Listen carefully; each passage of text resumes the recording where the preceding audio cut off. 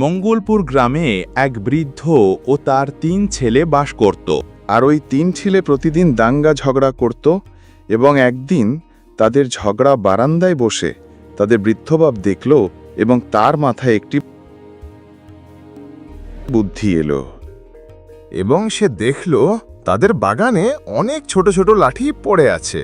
তাই সে ওগুলোকে দেখে আনতে গেল এবং সে অনেক ছোট লাঠি কুড়িয়ে নিয়ে এসে সেগুলোকে সব একসাথে বেঁধে দিল আর তাদের ছেলেদের ডেকে বলল, আরে বাবু, তোরা সব এইদিকে একবার আয় তোর। আর ছেলেরা তাড়াতাড়ি চলে এলো তার বাবার কাছে এবং তার বাবা তাদেরকে মোটা দড়ি দিয়ে বাঁধা লাঠিগুলো ভাঙতে দিল এবং তারা লাঠিগুলো ভাঙার প্রচুর চেষ্টা করল, কিন্তু একজনও ভাঙতে পারল না।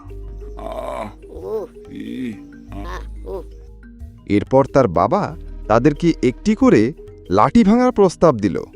আর তারা সবাই একটি করে লাঠি নিল আর নিমেষের মধ্যে ভেঙে নিল। এবং তারা দেখল এটা তো সহজে ছিল এবং খানিকক্ষণ পর তার বাবা তাদেরকে বলল এসে, আমি কি বোঝাতে চাইলাম বুঝলে তোমরা? আমি বোঝাতে চাইলাম যে তোমরা একা থাকলেই দুর্বল আর একসাথে থাকলেই শক্তিশালী। বোঝাতে পারলাম কি তোমাদের? এবং তারা তাদের নিজেদের ভুল বুঝতে পারে এবং তারা নিজেরা একে অপরের কাছে ক্ষমা চেয়ে নেয় এবং তারা প্রতিজ্ঞা করে যে তারা আর কখনোই ঝগড়া, ঝামেলা, দাঙ্গা এইসব কিচ্ছু করবে না এবং একে অপরের গায়ে হাত দিয়ে তারা প্রতিজ্ঞা করে।